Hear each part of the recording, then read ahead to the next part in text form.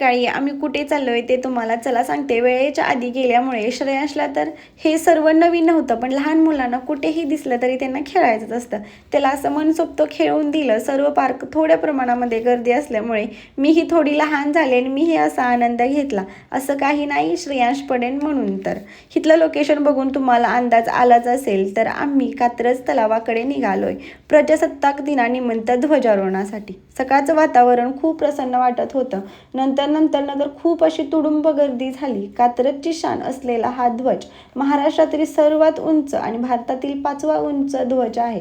त्याला क्रेनमधून वरती नेत होते। संपूर्ण ध्वज फडकवायला जवळजवळ 9 ते 10 मिनिटं लागले, पण वरती जाताच वाऱ्याच्या झोक्याने तिरंगा हा डौलाने फडकू लागला। हे दृश्य अगदी डोळ्यामध्ये टिपण्यासारखं होतं। तर ध्वजाला सलामी देऊन सर्वांनी राष्ट्रगीत गायले।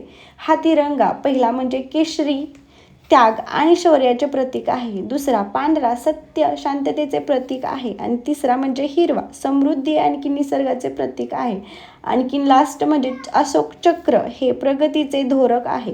त्यानंतर नाश्ता वगैरे बाहेरूनच आणला होता, ते होय एन्जॉय केला। मस्त अशी जिलेबी तर विसरू शकत नाही, जिलेबी आणली होती तीही मस्त एन्जॉय केली। तरी तेच व्हिडिओ एंड करते। Happy happy happy birthday